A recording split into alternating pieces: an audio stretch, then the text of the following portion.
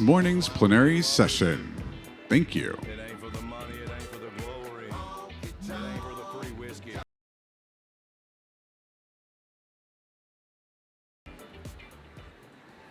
Welcome, everyone. Did you have a good time last night?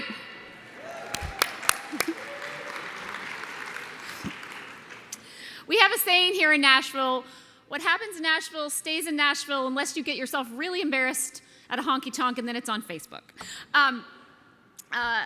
I'm so glad you liked it, and I hope you continue to sort of dive into our culture here.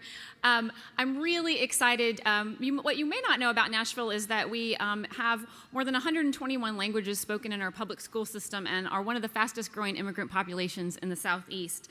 And our next featured artist actually uses the immigrant experience and explains it in the community through dance.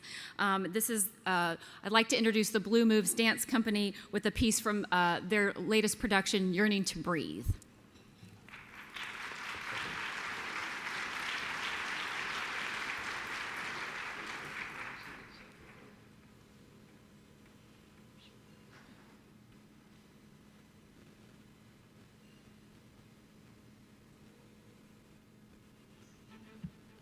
Air knows no boundaries.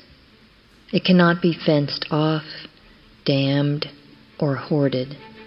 No walls, no laws can stop it from moving from one land to the next.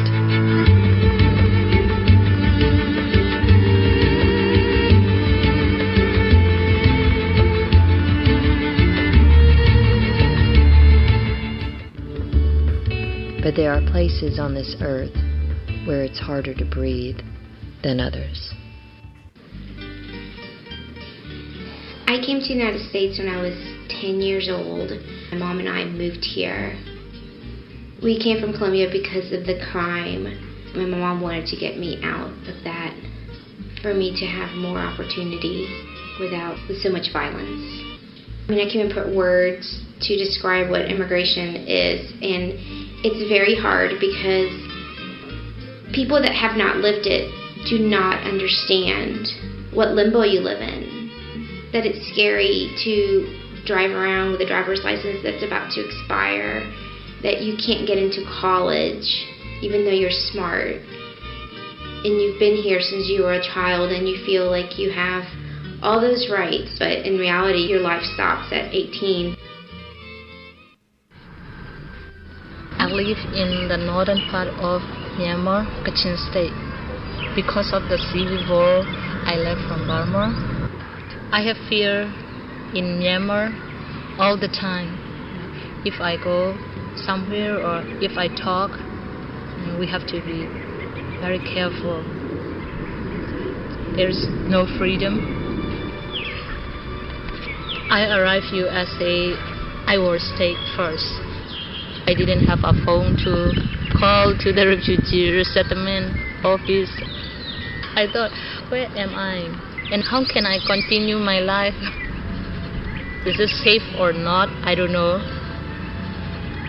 Even though I can speak English, it's really difficult. Other people, they don't speak at all and they don't read. My name is Kassar Abdullah. At the age of 6, I witnessed the bloodiest war in Kurdistan of Iraq. As a child, not knowing exactly what took place, I knew that we had to flee and run. And even life in the refugee camp was quite harsh. The bread that we received was poisoned, armed soldiers around you, women being, again, victimized of war crimes, being raped, murdered. This was the childhood I lived. Coming to America was a hope, a dream for many, but it was also very nervous feeling for my parents, being scared, not knowing exactly what this new land means to them. God has blessed me with a very diverse identity. Being a Muslim woman adds even more challenges, in particular because I cover. Many misunderstand the symbol of covering. Many don't know that I choose to cover, and I choose to cover because of my God consciousness and my inner struggle for grace and a way of protection. There's quite a lot of misunderstanding about who I am, what I'm doing. in what I bring to the world.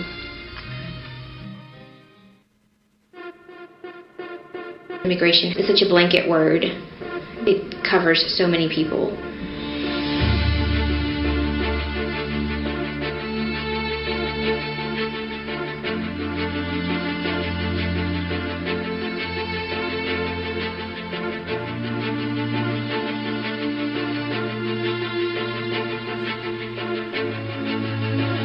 Does the country of one's birth give one more right to freedom, to breathe freely and without fear, than another human being born somewhere else?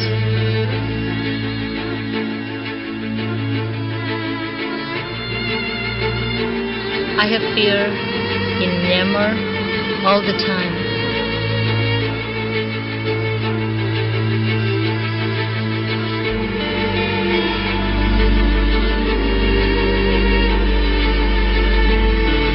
Do human rights have borders?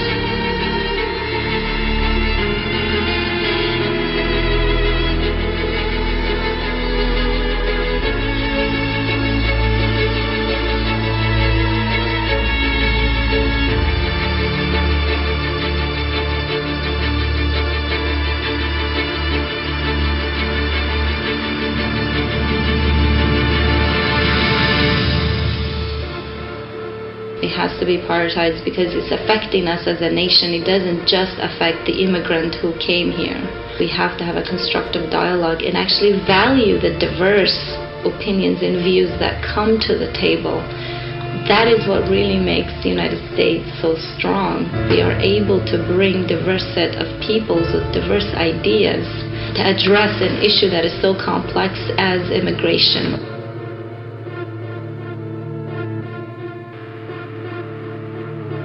بدف من فقیر و جارت خو اوید داخازا آشتی دخازن. Give me your tired, your poor, Your huddled masses. Yearning to breathe free.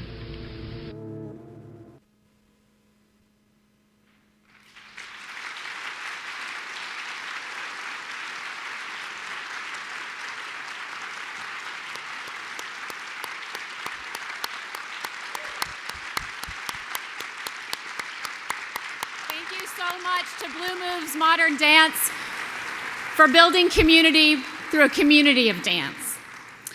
Before I bring Bob up to the stage, we just have a few housekeeping items. Today at 12:30, Aaron Dworkin, the executive director of the Sphinx organization and a major voice for pushing diversity in the arts, will be doing a book signing at Center Stage. I hope you'll join him there. I wanted to remind you again that the Country Music Hall of Fame and Museum and the Frist Center for Visual Arts have offered free admission for the entire weekend for anybody with an Americans for the Arts badge. All you need to do is show the badge at admission, and please, please explore, again, these two fantastic institutions in our community. Tonight, we also have some great optional ways for you to get out and explore if you haven't done that, or if you are needing some help with that. If you're interested in a low-key adventure, we have maps for you to do the culture crawl. You can have a do-it-yourself excursion exploring our honky-tonks, our blues and jazz scene. Pride is happening at Public Square, and we have some GLBT adventures for you as well. Just grab a map at the membership desk and grab some friends and explore the city. If you're an emerging leader, there's a mixer for you tonight at 8 o'clock at the Flying Saucer. It's an easy 15-minute walk from here, just up a little tiny hill. And you can get a membership flyer for that, or you can get a flyer for that at the membership desk as well. I just want to say one more time how fantastic it has been to show off our home and the amazing artists that make it such a special place. But I would be remiss if I did not say that conventions do not happen alone. It has been a joy to work with the Americans for the Arts team for the last year planning this. And I need to specifically thank my team at Metro Arts, particularly Rebecca Barrios, our manager for community engagement, Emily Masters, our conference coordinator, and Caroline Vincent, whose public art team really put on and coordinated a fantastic public art pre-con. Please give a round of applause for my team.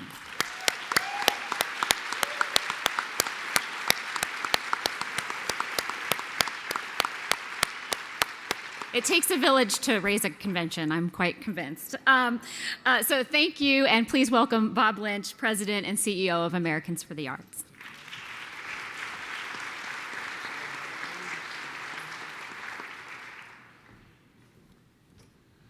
Yep, it's me again. Thank you, Jen. Thank you for everything that you've put together here. And wow, is this a stay-up-late town? It's a stay-up-late group, and we're in a stay-up-late town. And so what happens then is that a lot of us reach this point, and there's a disconnect between what you're saying and how you hear your voice over here. A lot of you were saying that a little bit earlier. So I want to thank you, Jen, and everyone. And could we please give Jen and her team another hearty round of applause? Amazing work. I want to take a minute to remind you, if you haven't already done this, to visit our new website, just produced and just launched, theamericansforthearts.org, which launched about 6 months ago. It is beautiful and a whole new look and feel for us. And it is a great place to find everything that you need, we hope, to empower, advocate, and advance the arts in America and in your communities today. So please check it out. Yesterday, we celebrated 6 colleagues for their leadership and accomplishments in the field. And today, before we get to what I think will be a really wonderful and insightful keynote panel session on the ways that art can transform communities, as art has done here, I want to take a moment to recognize some people whose lifetime achievement in making that exact transformation possible is staggering. Now, they don't know we're going to mention them, so bar the doors. But I'd like to just take a brief moment to celebrate the lifetime achievement of 5 people who have been longtime ardent supporters of Americans for the Arts, but who will be stepping away from their positions this year. Combined, these 5 people have given over 130 years to the betterment of arts and culture in America. In that time, they have variously served as board members or advisors or council members or panelists, and most important, dear friends to Americans for the Arts. As I've walked around here, I've heard of several other people who are transitioning. We've talked about the transition of leadership in the field, and I'm not authorized to mention them because they haven't told their boards yet. But I would like to start by asking the following people to stand. Now, they actually may not be here because I saw them about 2:30 last night, most of them, and so who knows. But if they're not here, just tell them that we applauded them and they virtually stood. But is Mary McCullough Hudson from Arts Wave Cincinnati here? Okay, that whoop sounds like Mary's here. What about Jill McGuire from the St. Louis Regional Arts Commission? There's a whoop for Jill. Okay. John Bryan from Richmond Culture Works. John? Great. Barbara Sexton Smith, Fund for the Arts in Louisville. No. And Jim Clark from Lexington, Kentucky, Lex Arts. Okay. Thank you, Mary, Jill, John, Barbara, and Jim, for your friendship and support. We wish you all the very best. All of you are going on to do other things. As I've talked to you, you've got lots of exciting opportunities coming up, and I know you'll be part of this family for a long, long time. Finally, before we get to the main event, I'd like to pause and recognize 2 lions in this field whose lifetimes of achievement have advanced our field in many, many more ways than I can describe. First one does not know we're doing this, but it's Patrice Walker Powell.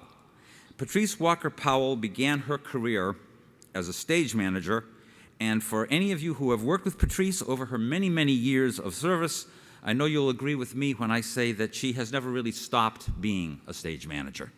From her time at the Connecticut Commission for the Arts and the Texas Commission for the Arts to her long tenure at the National Endowment for the Arts, including service as acting chairman at a very, very critical time, Patrice has been a wrangler of consensus, a strong and steady hand guiding the endowment, and a true friend of the local arts movement. It's not an exaggeration to say that Patrice has single-handedly been responsible for partly the creation and the ongoing support of and nurturing of and evolution of the Locals program at the National Endowment for the Arts. And in her current role as the Deputy Chairman for Programs and Partnerships, she has continued to advocate for the roles and responsibilities of art as drivers of community empowerment and positive change. Patrice has chosen to step down this fall, do other things, be with family a little bit more.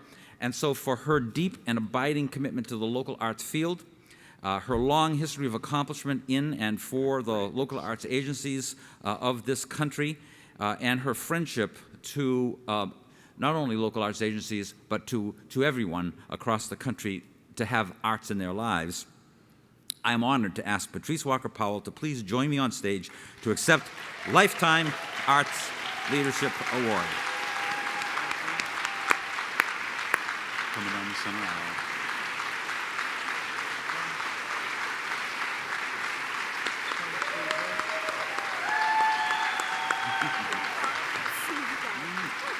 They told us we couldn't do it. They have it. Over here.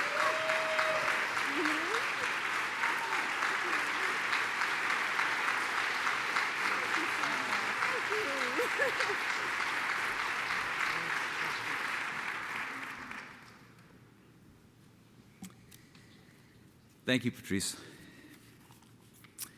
So, how many people here, this is their first conference? Would you just raise your hands? So that's great. A lot of people. Wonderful. How many people have been to, over the years, 20 of these conferences? Okay. Still a bunch. How many people were at the first conference that we did in 1978 in Denver, Colorado? Not too many hands, but there's one there. There's a few out there, but I see Tom. And how many people have been to every conference that we've ever done? One other person.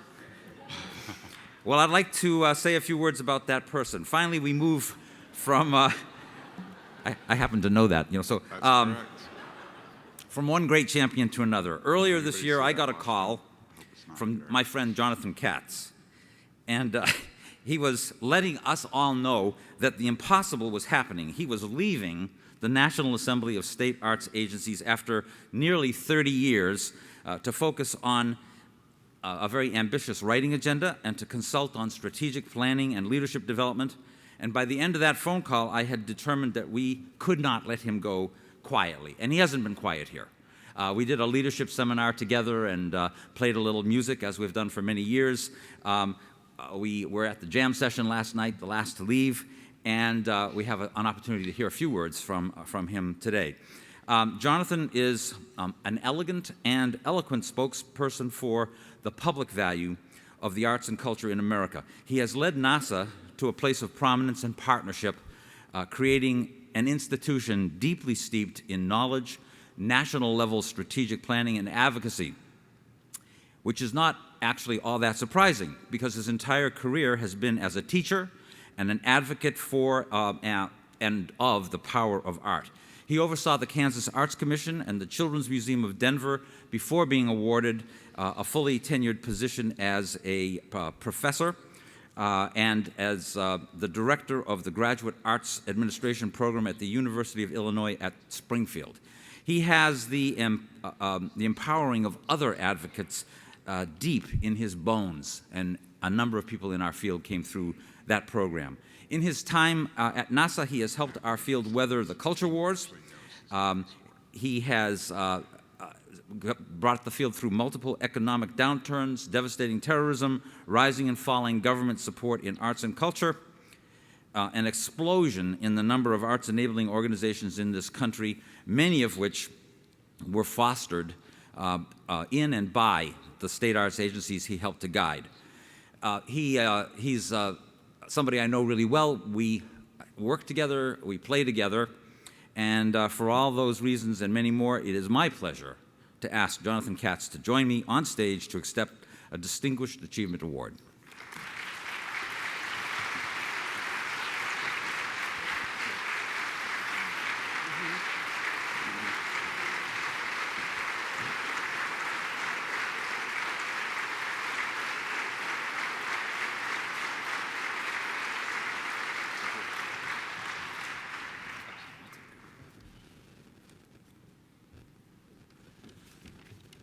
Okay.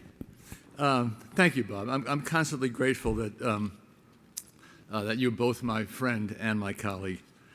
It's my great good fortune that if you represent the leaders of 56 state and jurisdictional arts agencies who manage $300 or $400 million a year in support of the arts and cultural activities long enough, you can be perceived as a leader yourself. I'm proud to have been involved with Bob in the co-founding of the Cultural Advocacy Group, through which AFTA, NASA, the Performing Arts Alliance, the museum community, and the other national service organizations unify our federal advocacy. I'm proud of the co-founding of the National Arts Education Partnership. I'm grateful that during my tenure, Congress decided to double the portion to state arts agencies from 20% to 40% of the budget of the National Endowment for the Arts.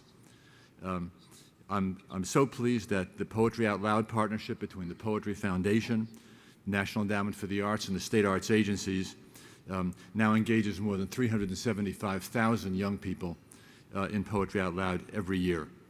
And I'm delighted with the partnership between the Americans for the Arts and NASA that brings together at this meeting and at other meetings the State Arts Advocacy Network and State Arts Agency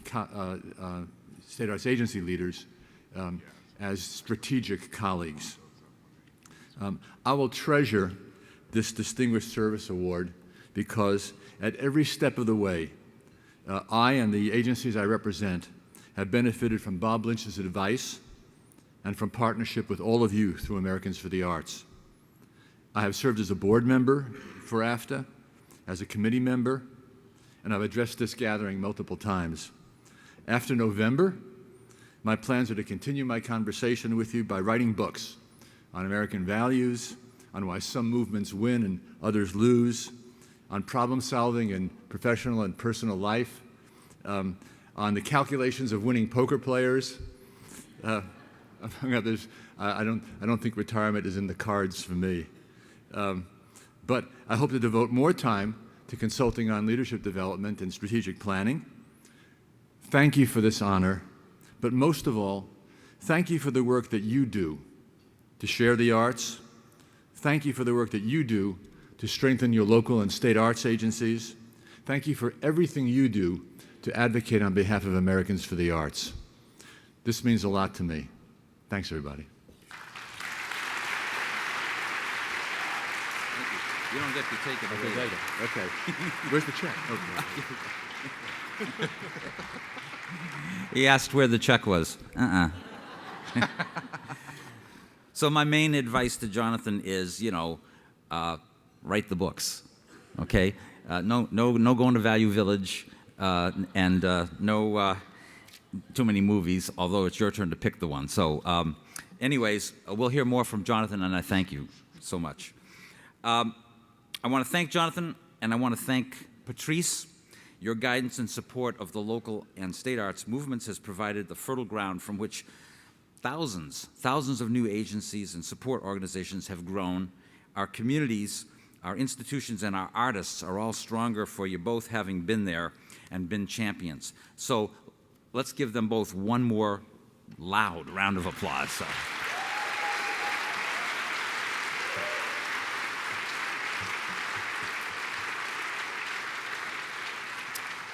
So it's fitting that we now segue from celebrating Jonathan and Patrice and all of our leaders here today, the ones who are leaving and very much importantly, the ones who are staying, and to hearing from our keynote panel, who will be speaking about the role of art in creating and transforming healthy communities. As a reminder, we're live streaming this session on our YouTube channel, which can be found at youtube.com/Americans for the Arts. So I'm happy to introduce the moderator of today's panel, American Express Foundation President and Americans for the Arts board member Tim McClimon. Tim and I have the opportunity to serve on several boards together. His advice to our board and in all of those other places, whether it's travel and tourism or our roles on the independent sector board, means that the arts have an additional strong voice in addition to all the other things that Tim brings to the table. So Ladies and gentlemen, Tim McClimon, and would the panel join him in coming up here? Thank you.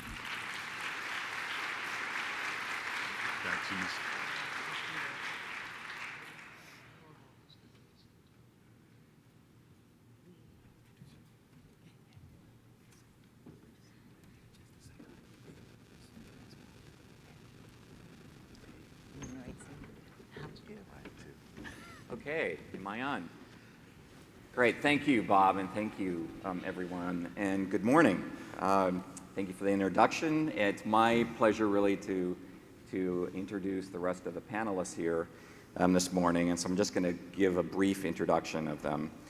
First of all, I'd like to welcome Marc Bamuthi Joseph, who is the Director of Performing Arts at the Yerba Buena Center in San Francisco, and is a well-known actor, director, performer, and educator in his own right. Marc weaves art forms from dance to hip-hop to poetry together to create theatrical landscapes in which he tackles issues such as race relations, class, culture, and the environment, to name a few. So welcome, Marc.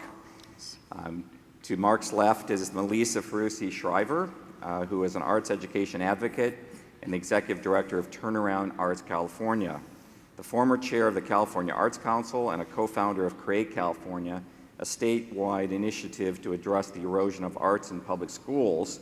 Melissa has fought for years for the rights of all children, regardless of circumstance, to have access to and benefit from the arts and creativity. So welcome, Melissa, this morning.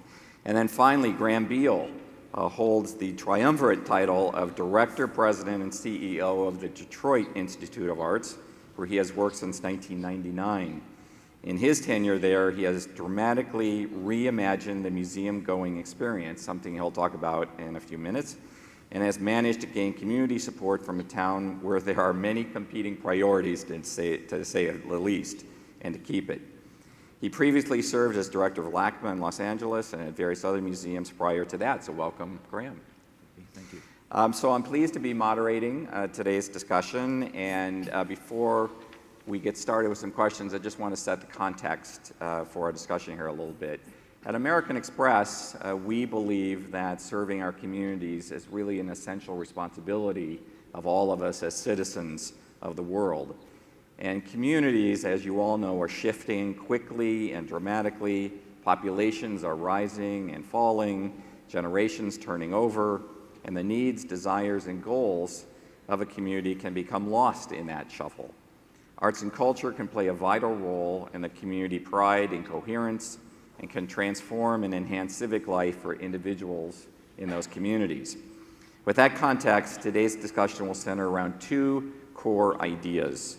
The first concerns the ways that arts and culture can best serve to transform and empower our local communities, and the second centers on how best to translate the positive role of arts and culture in a community into actual public value. So with that, I'd like to start with Graham with the first question. These days, the Detroit Institute of the Arts has become known nationally because you're in the midst of an effort to protect the collection from creditors related to the Detroit bankruptcy. But what a lot of people don't know is that in polling, the majority of people in Detroit don't want the collection to be sold, due in part to a tremendous amount of community engagement effort stretching back almost to the beginning of your tenure in the 1990s. So Graham, could you give us a minute or two of background on the efforts that you and your staff have made to make the Detroit Institute of Art a more accessible and civically engaged institution, and tell us a bit about why? Well, I was drawn to the DIA because of its great collection. Everybody knows about it now. Not too many people understood, even within Detroit, what a great collection it was. And I was drawn there because the board had done some very serious investigations and had discovered that the institution was basically regarded as irrelevant by the great majority of the population, and they wanted that to change. And it's not unusual for directors to go somewhere to make change, and then the board says, well, we wanted change, but not that kind of change. And I have to say I got support from the board throughout. What resistance there was to the kinds of changes I wanted to make, especially to do with the permanent collection, came almost entirely from the staff. We proceeded on two fronts. One was loosening up the image of the museum, doing things that were unexpected, opening every Friday evening until 10 o'clock, kinds of things that I think of as, in a way, traditionally non-core activities, music, dance in the museum events. We had a whole series of ads that had a young African-American called Art, who would invite you to his home every Friday evening, and we ran ads featuring Ninja Turtles and pizza being delivered during a Michelangelo exhibition, those kinds of things to sort of shake up what the museum, how the perception was. The more core activity, though, that, as I say, really drew me there, was rethinking the permanent collection, rethinking how we present it to the general public.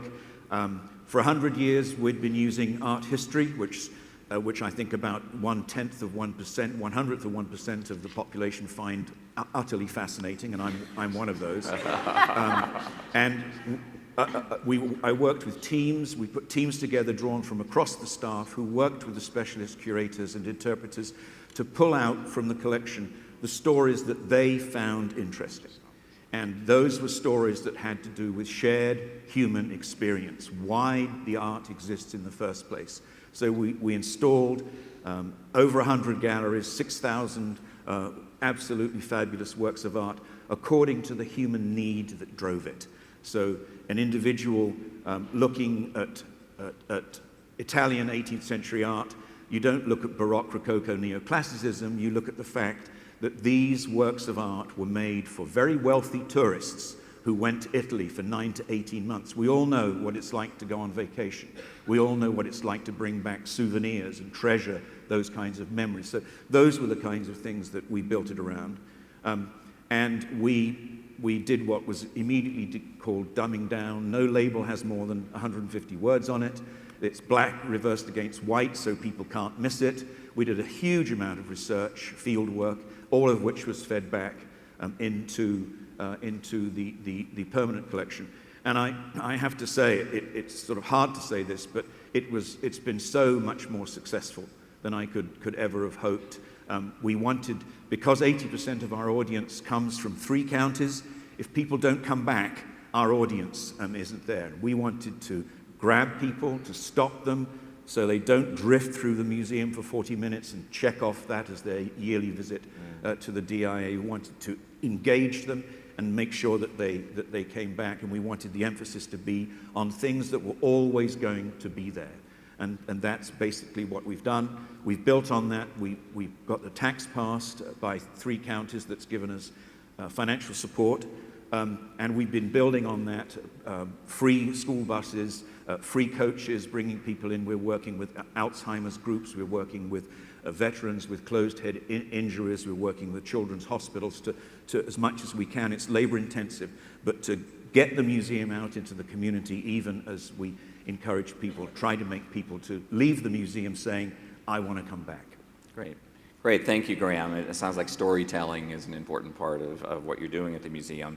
So I want to turn to Marc. You have these dual capacities and capabilities, too. You're both a well-known multidisciplinary artist and activist, and the director of performing arts at Yerba Buena, one of the largest arts institutions in San Francisco. So, Marc, how does community factor into your personal practice, and how is that similar or different from your work with Yerba Buena?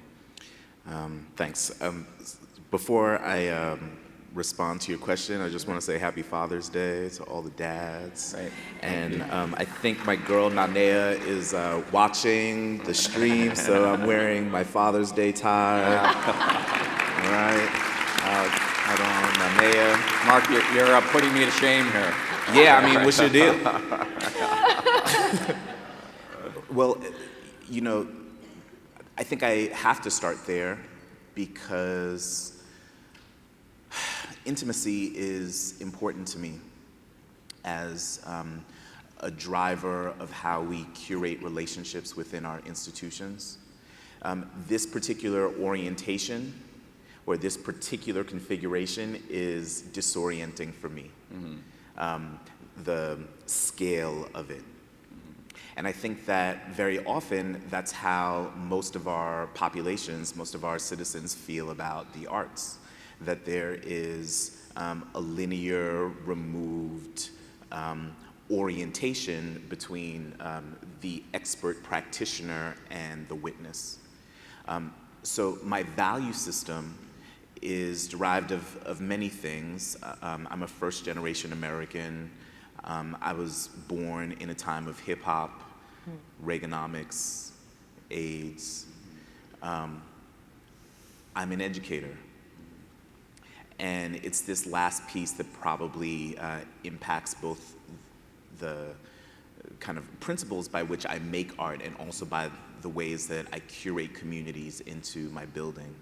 One of the more profound thinkers that have inspired my way of being is a Brazilian educator, Paulo Freire, whose work, Pedagogy of the Oppressed, calls for a kind of liberatory pedagogy which transforms society by enabling massive language construction at a foundational level. So basically what that means is we create language in order to transform the world, or we make the language to frame the world that we want to see and the way that we want to be. So I try to make art according to that pedagogical standard, one of energetic reciprocity where there are multiple portals for access to meaning. And I think about my contemporary art center in the same way.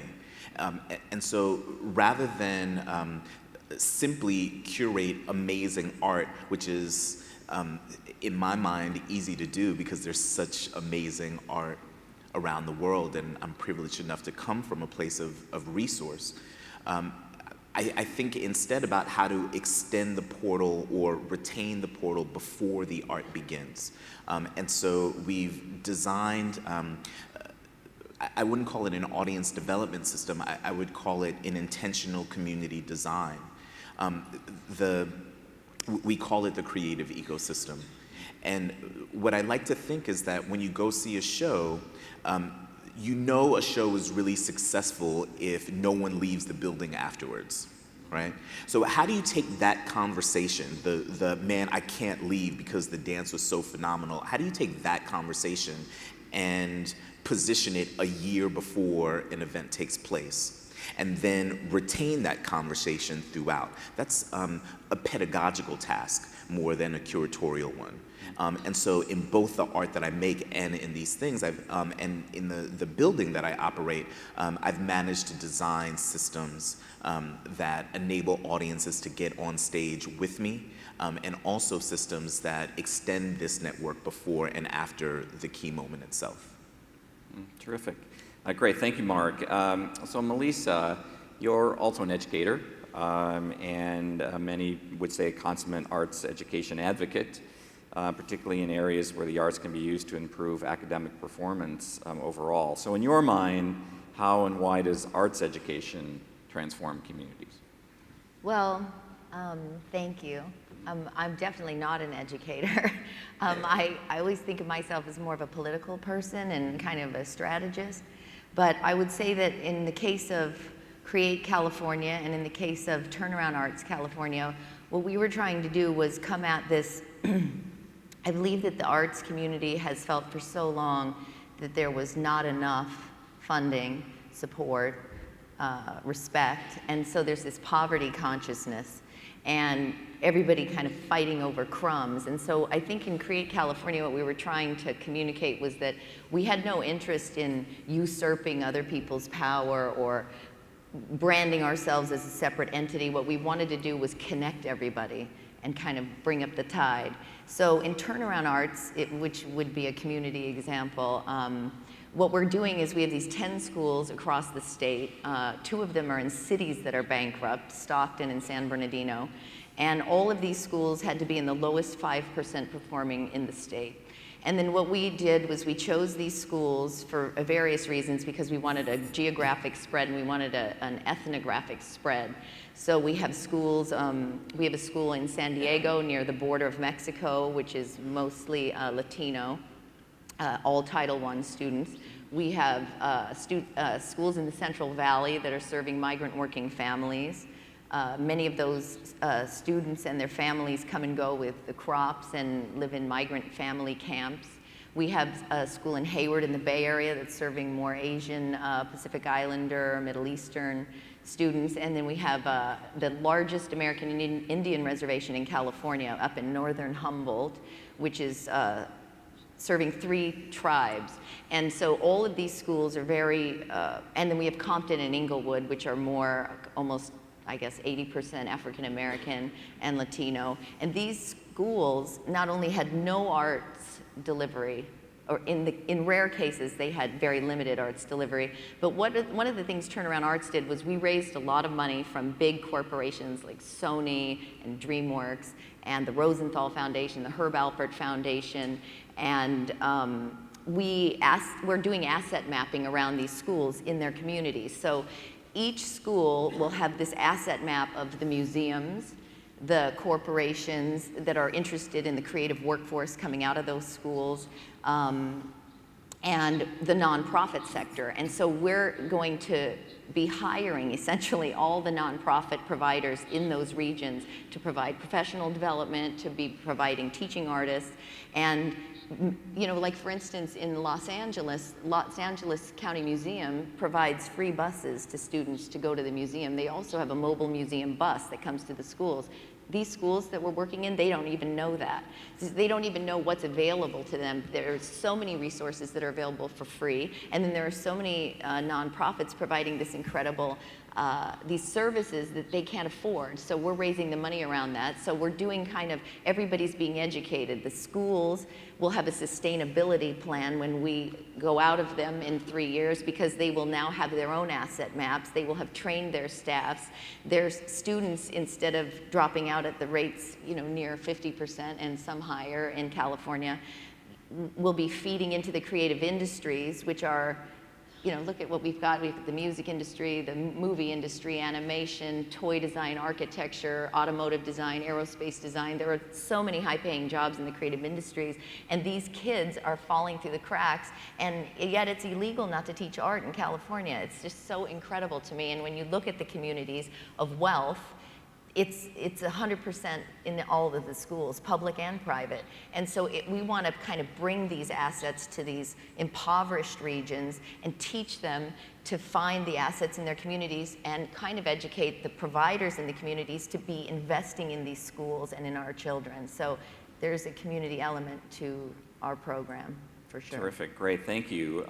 So all of you have in one way or another have been talking about how communities are changing, and we all know that many of our communities are going through dramatic changes. So, you know, for any of you, this question is for any of you, how do you think those changes, you know, what are those changes going to mean for artists and arts organizations who are trying to thrive in those communities? Marc, you want to? Sure, yeah. No doubt. I think about community and I think about city, and I would caution us all to be careful of community as code and city as linear.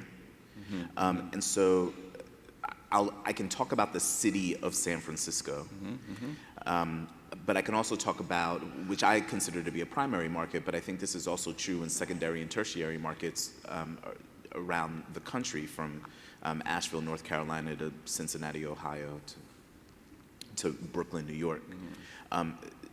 You know, I think that a lot of the transformation that we're seeing is a result of broad and systemic income inequality, and that in a place like San Francisco, where for generations folks have shown up to the Bay Area to be weird,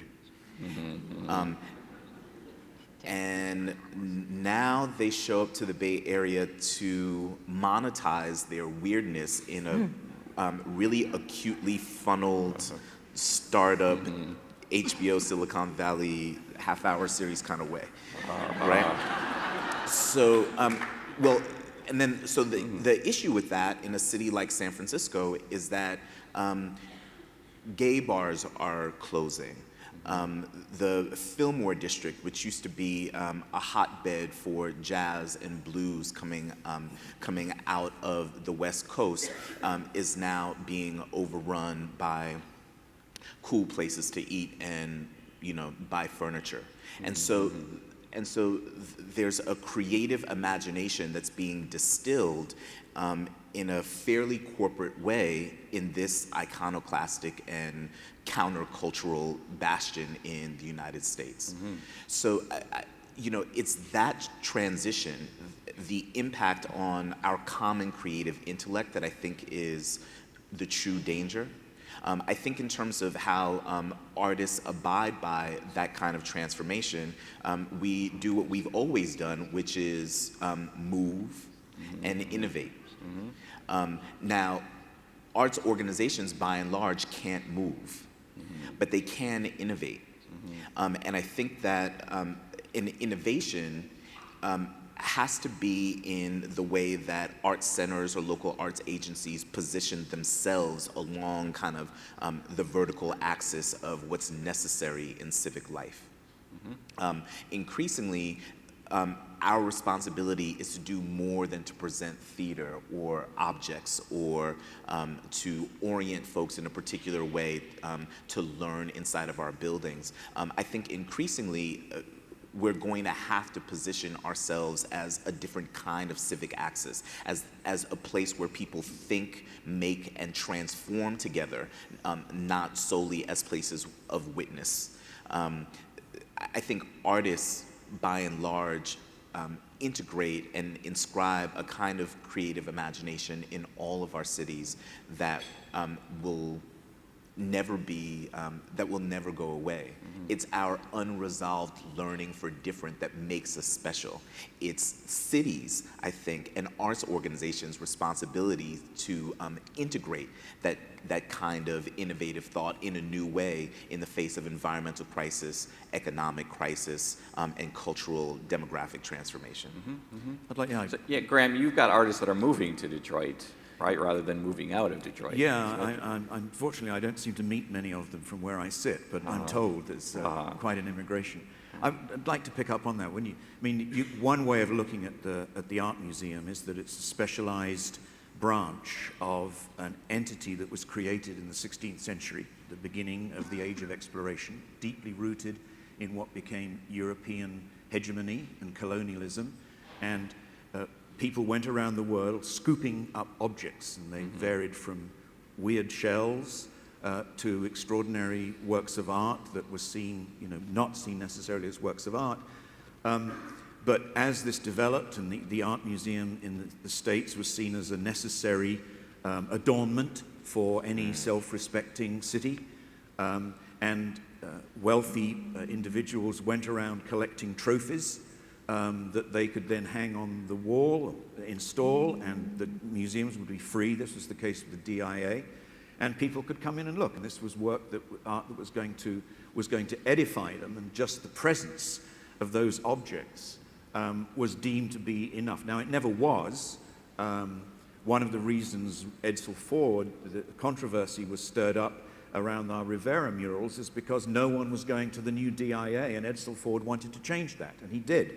He stirred up a controversy. So this is an abiding problem of museums. And as Neil Harris has pointed out, after World War II, we used all of our developing marketing tools basically to sell the same old institution that we'd been selling since 1900. We're now confronted, a museum like us, with these fabulous works of art that have human meaning, but we have an audience that's increasingly unwilling to stand still in front of something. And as many people said to me when we were dumbing down, I believe that if you get someone to stand in front of a work of art for long enough, they will understand what it means. Well, if that's the greatest wishful thinking you could ever have, these are always highly trained individuals who know a great deal about art. So that's how do we integrate the processes that went into making works of art that make the work of art exciting into the experience of the visitor. And I'm answering on a much more sort of technical level, the question that you posed, is that we now have all of these new technological devices, all of these different ways of interacting, not just having art classes, but being able to do things to engage people and to sort of take works of art apart and put them back together again. But I don't believe for a moment that museums are in a kind of existential crisis in terms of collecting or not collecting, but I do think there's been a huge shift in what the true value of objects is, and museums are dealing with that from the level of engaging our public to the level of thinking about what objects we return to various places where they were looted tens, hundreds of years ago. Graham, you just mentioned value, so I want to turn to the question of public value now, and ask all of you, how do we as a field translate all of these positive impacts that we're all talking about here on communities into actual public value? The kind of value that in the case of Detroit, people are willing to forego other aspects of their lives potentially, or encourage the city to keep a collection. That's real, public value. And I think, and Melissa, you and I were talking about public value earlier when we were talking about the values that schools have in communities. So I'm going to start with you, Melissa. How do you translate, that positive impact that we have on communities into public value? Well, one of the great things about Turnaround Arts, for instance, is that we've got these very high-profile artists attached to each of our schools.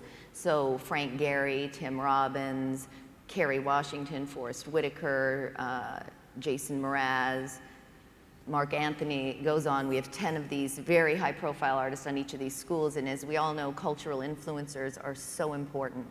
And it's so important for artists and ourselves as citizen artists to be activists and celebrate your successes and have a multilingual way to talk about the arts and to frame it in different ways. So, for instance, I was talking to Dr. James Catterall recently, who's one of the eminent researchers on creativity and arts education, and he was saying to me that so many people still think of arts education as like a kid holding a crayon, and that it's just kind of fun, and I really want my kid to get a job and go to college. So, but he was saying to me that it's just like when people talk about STEM, the E in STEM is totally misunderstood because it's not a subject in and of itself. It's applied math and science, and that why aren't we talking about arts education as applied creativity, which has much broader implications for the fields of design and pro-social kind of good. And so I thought to myself, that is so true. And so part of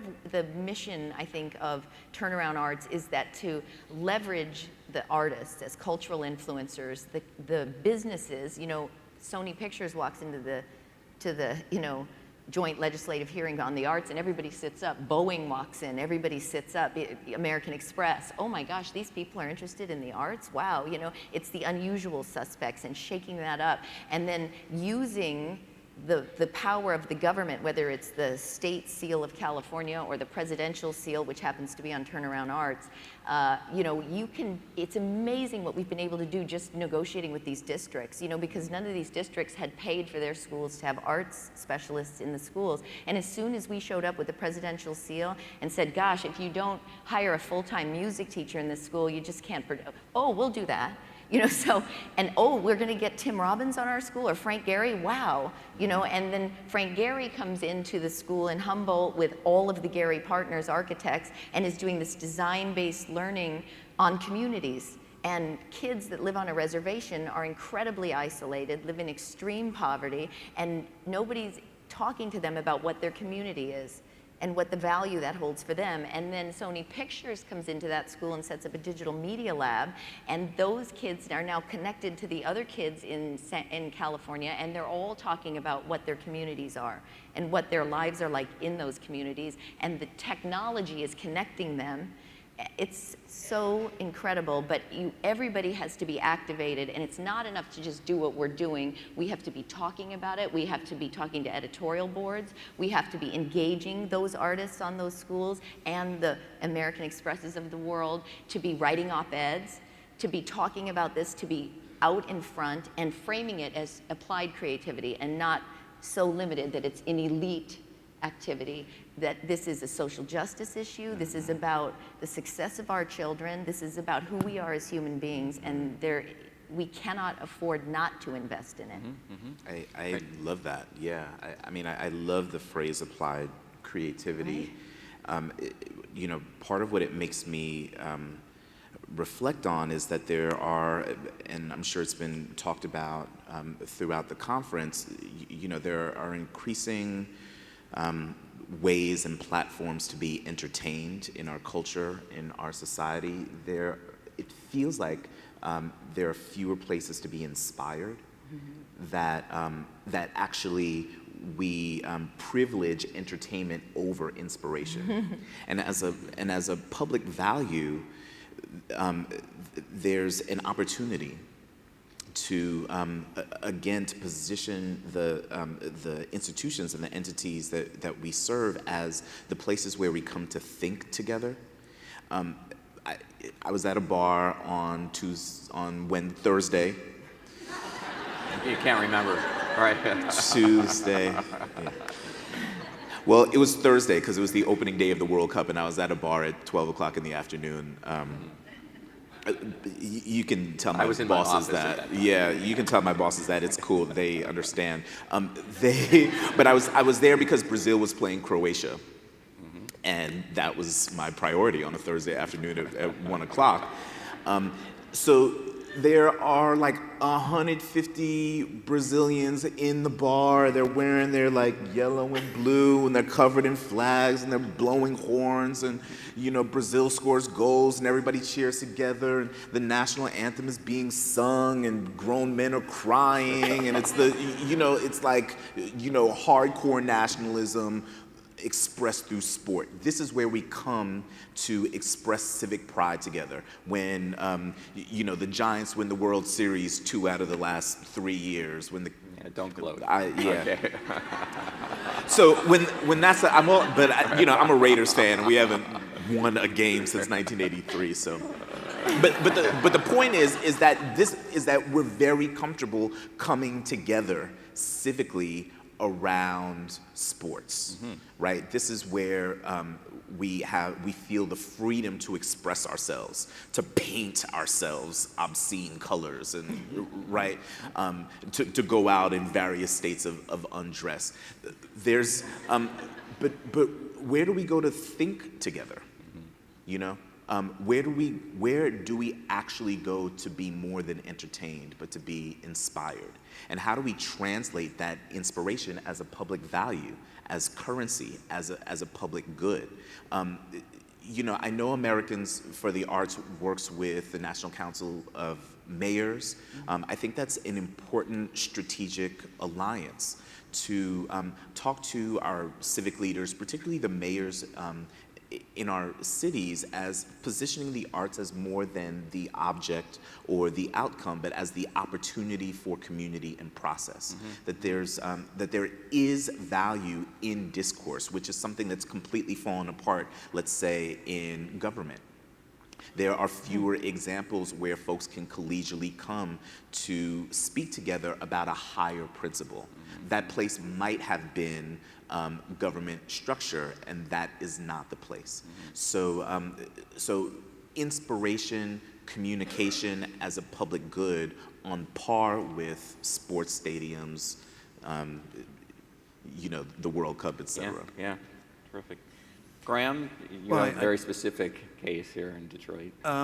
Yeah, I think that the thing, I was in Chicago recently at the Arts Club, and was asked if I was starting a new museum, what would the first thing that I would do?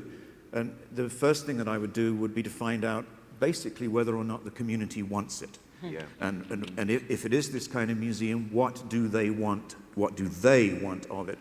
And when we were doing all of our research and bringing in what we called visitor groups to tell us how we were doing, the immediate thought was that we were asking these visitor groups what we should do. We weren't. We were telling the visitor groups what it was that we were trying to do and asked them if they thought that was interesting. And if they did think it was interesting, we asked them, how effective are we in getting this across to you?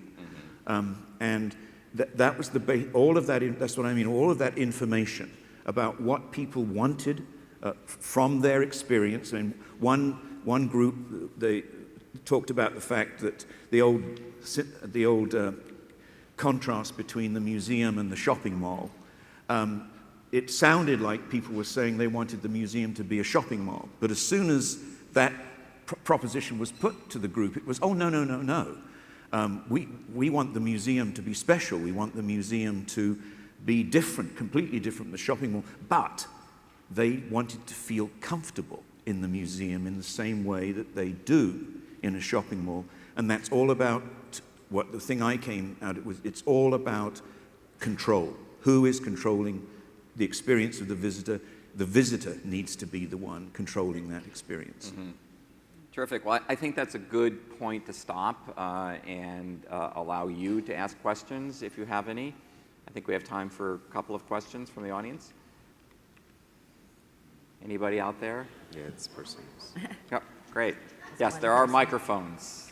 I was trying to get to the microphone. Good morning, Ken Busby from Tulsa. Great dialogue, great discussion, and a lot of interesting points, so I want to thank you. One of the things that you were just commenting on, though, about what does the community want. I go back to researcher Jim Carrey, who talked about the ritual view of communication and how we come together around shared experiences. You talked about coming together around sports or weddings or funerals. We all come together. If, with the arts education hat on, if people don't know what they don't know, if they haven't had those experiences up there, how do you leave it to the community to tell you what it wants if it doesn't know what it might want if it had just been exposed through arts education as they were growing up and so forth? How do we help an audience know what it wants? Good question.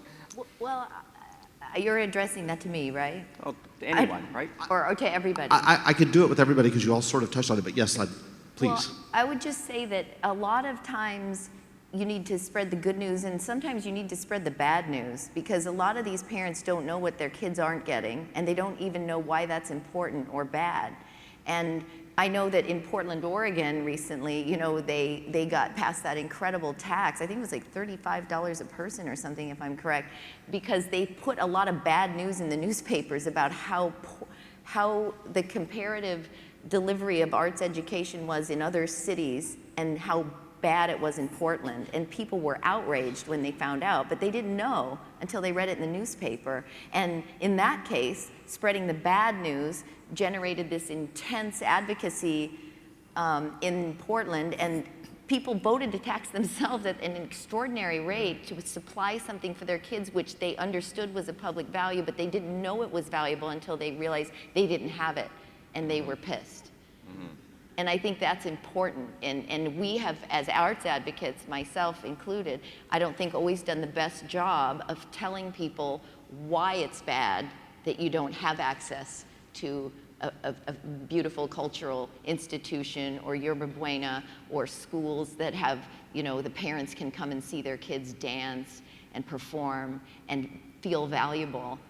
I do think it's important that we have to educate people, and sometimes they don't know they value it until they fear it's missing.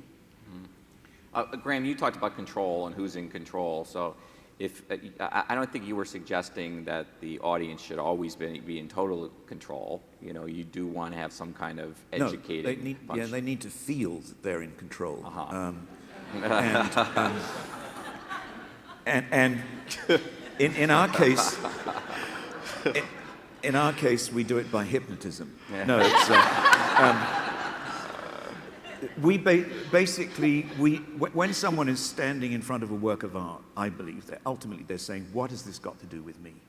And we see our job as opening pathways to find out those things for themselves. And with all the research that we've done, things that might sound trivial but are very crucial is that many people who come to the DIA, they're parents with their children or they're people with guests from out of town.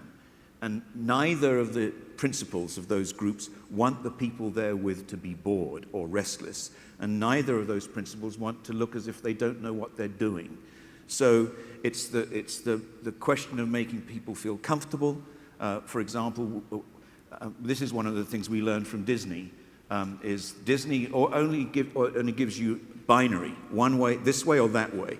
We have things that are called, they're sort of organizers. You walk into a suite of galleries, there's a panel there that says, there's a map. If you go into these 8 galleries, you're going to 2 lines, you will see this. And so the question is, do you want to do that? Do you want to go there, or do you want to do something else? Our labels don't talk about terminology. We don't talk about Rubens as a Baroque painter. We talk about Rubens as someone who loved women and God in almost equal parts. And you know, those are the kinds of things with very straightforward language, and it is an iterative. It is an iterative process. I mean, one of the findings that we had, which is sort of in a way it relates to what you've just said, is that somehow in our culture, people are given the notion that art is a good idea, that art is good for you. But they're not given any roadmaps. They're not given them in school, they're not anywhere. And so we know that art is good for you, but the visitor panels that we had individuals actually saying, young school teachers saying, I need to know how to look at art. I haven't been taught that. I need to find my way through these things. And so that's really what we're doing, is giving hints, giving directions, making suggestions, not telling people what to do. Mm-hmm. I think along those lines, there's an underlying premise to your proposition, which I think asks, is it more important that our communities or our citizens come to our cultural institutions, or is it more important for them to have art? This understanding of, or this framing the question of how do we help them to know what they don't know they need to know? There's I think implicit in the question is, how do I get folks to come to me so I can?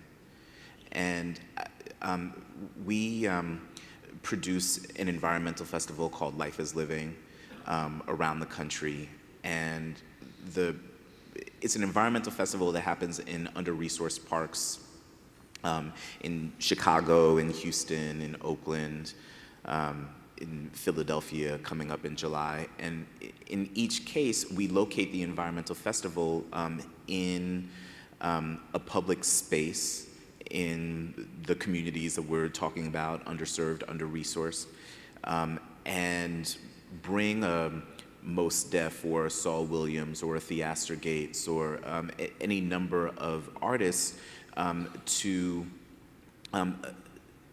inscribe within their presentations a different kind of relationship to environment. So they'll perform on a solar-powered stage or a bicycle-powered stage, but there'll be health screenings. Right, we're looking at an environment through a different kind of lens, through an urban lens, but we're also exporting our expertise into under-resourced communities, and I think that might be another solution. Right, is to think about whether it's more important to draw folks to us, or is it more important for the folks to have the information, or to to make that part of our platforms and value systems. And if we can locate ourselves in the communities that we're talking about, that's one of the ways that you begin to create relationship. It's very hard to receive information in a unilateral kind of didactic way. The establishment of relationships is primary to achieving the kind of sharing that you're talking about. Mm-hmm. Great, I think we have another question. Sure. Thanks. Michael Road, Chicago Center for Performance and Civic Practice. Hi. Hey, Marc. Aloha. So my question sort of moves from the, I guess, the larger issue of movement building and field building to the individual for a moment. And I feel like when we work on capacity building, we so often get down to relationships, one-to-one. So I'm curious to hear from each of you if you have an example of a moment where you personally have encountered an ideological or philosophical or economic resistance from someone not who you're engaging with on a work or business level, but someone personally in your life, as you articulate why this work is important to you and what sort of strategy you have used in that relational moment to move the conversation somewhere that felt positive to you. Any one of you? I would start by just saying I do a lot of advocacy, with legislators at the state level and also at the national level. And lots of times I get in a situation with a very conservative or very liberal politician who often will say to me, well, actually this is a true story. One of these people, I will not name, in Washington, D.C., said to me, well, he called me Missy, and he said, Missy, on my side of the aisle, we like to vote with our pocketbook. Damn. And I said to him, that's so interesting that you say that, because I don't know if you read that Instagram just sold for $1 billion. And that's an art business. That's imagery as a communications medium. And who would have thought that imagery would have become a way to communicate and to tell people who you are and to curate your images, to detail who you are as a human being. And and I said to him very respectfully, I said, and also people are paying $50,000 a year to send their kids to schools like Exeter Academy and Andover and Choate and all the fine schools in our country, and they're all teaching arts ed. So if it weren't valuable, the people have voted with their pocketbook. And it's incredible to me how people don't see that. And then you have to, or for instance, that Tiger Mom thing that went out, they covered that in the New York Times, the Wall Street Journal. It was the front page of the business section, and there was the woman there with her 2 kids, one's playing the violin and one's playing the piano. And not one reporter covered what was the relationship to the arts education, the discipline, the rigor of practicing 3 hours a day of violin, and how that relates to their success in life. And here it was, that was the photo, and yet it wasn't reported that way. And you think to yourself, wow, where is the disconnect here? That's our work as advocates, I believe, is to try to, somebody needs to write to that reporter and say, hey, why didn't you mention the arts ed piece of that? Or, like the blogs online on the LA Times, on the New York Times, those kind of things. And then, of course, you have to be super respectful, because I think that's another thing that's kind of vacant in this dearth of arts education delivery, is that the lack of respect. English and math, narrowing the curriculum to English and math is not an education. And standardized bubble tests are not learning or teaching. So the teachers are being disrespected, the students are being disrespected, right? I mean, it's incredible. The first thing I thought of was the conversation I had with my dad when I told him I was leaving my gig as a teacher, which he did respect, to become a poet, which he was like,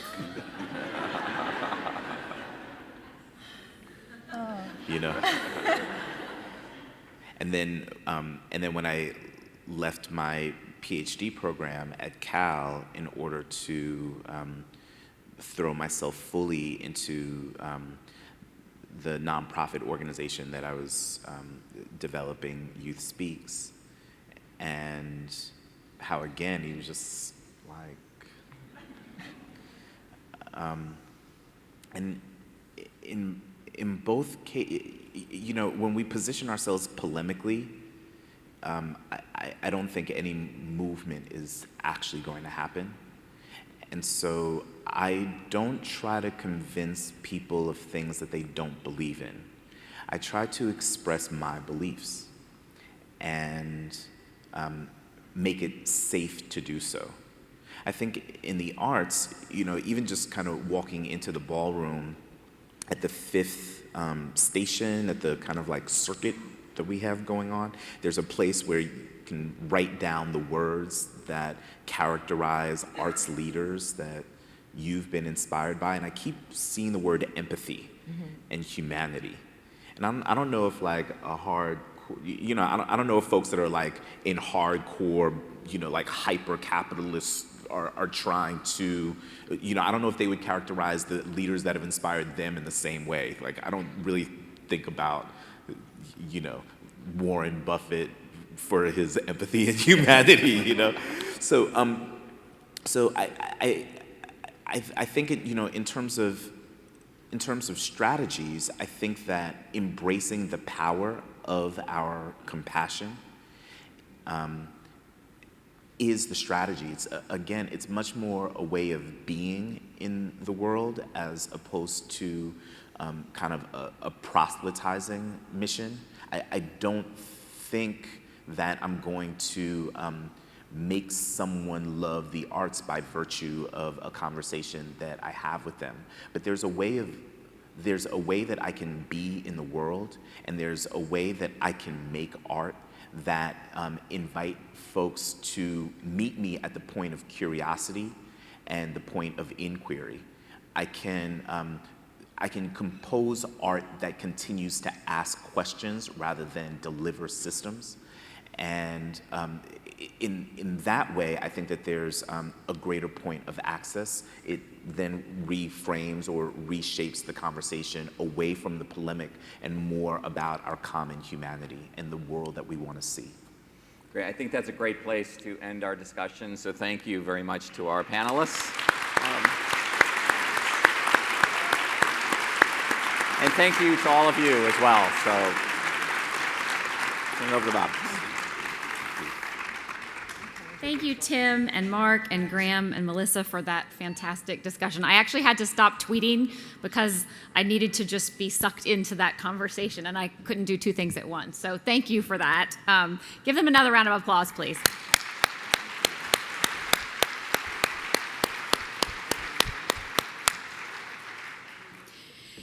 In just 12 months, Michelle Boone will have sore feet like me and be a little tired like me and be a little happy and a lot frantic because this convention is going to move to the Windy City, a fantastic arts town with amazing roots and amazing leaders. And I want to assure Michelle that I have a Dropbox full of stuff for her, and I've already shipped her a case of Red Bull, and so she can hunker down and get really ready to do this, which is a fantastic and invigorating thing. I'd like to invite Michelle Boone, the Commissioner of the Department of Cultural Affairs and Special Events in Chicago, and the local host for next year's convention, to join me on stage.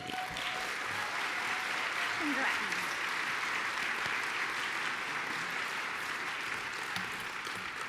Thank you, Jennifer. I think I'd rather have the Tennessee bourbon than the Red Bull. That's how we roll in Chicago.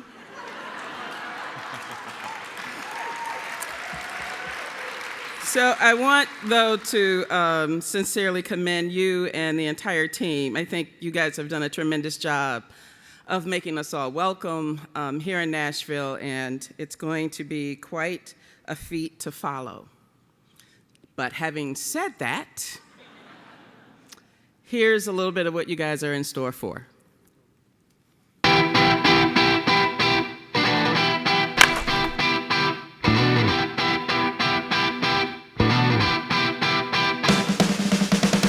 Beyond the breathtaking skyscrapers, the magnificent mile, a sparkling lakefront, and a culturally rich and ethnically diverse neighborhood, Chicago is a global destination for creativity, innovation, and excellence in the arts. We're internationally known for our incredible music scene, architectural ingenuity, Tony Award-winning theaters, visionary dance companies, world-class museums,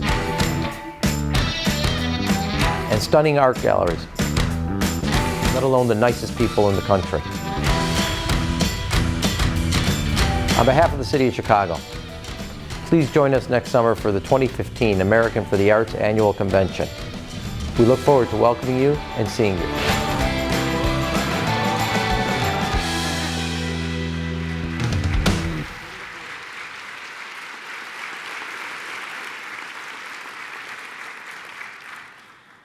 Buddy Guy, Mavis Staples, Coco Taylor, Billy Corrigan, Ed Paschke, Daoud Bey, Studs Terkel, Lorraine Hansberry, Carrie James Marshall, Thomas Dorsey, Benny Goodman, Ramsey Lewis, Earth, Wind and Fire, Shaka Khan, Lou Conte, Maria Tallchief, and Ernest Hemingway, Frank Lloyd Wright, Louis Sullivan, Theaster Gates, Jennifer Hudson, Harold Remus, Roger Ebert, Gene Siskel, John Mahoney, John Cusack, Joan Cusack, Jeremy Piven, Bill Murray, John Belushi, Jim Belushi, Julia Louis Dreyfus, Jane Lynch, Kathy Griffin, Kanye West, Scott Thoreau, Carl Sandburg, Jeff Tweedy, Minnie Ripperton, Nelson Algren, Gwendolyn Brooks, Richard Wright, Mark Smith,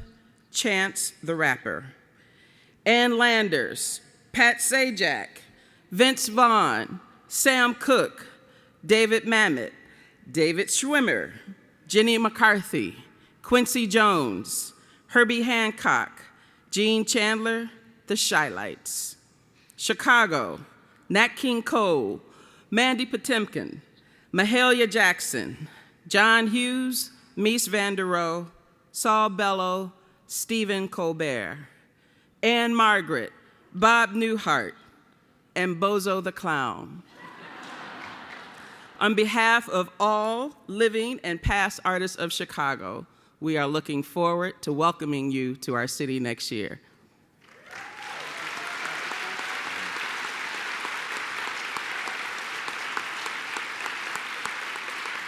Get ready.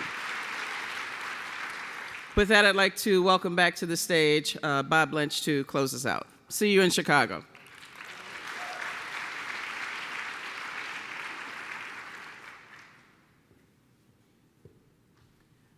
Thank you, Michelle. That was absolutely terrific. And I want to add to your list, Mayor Rahm Emanuel, ballet dancer.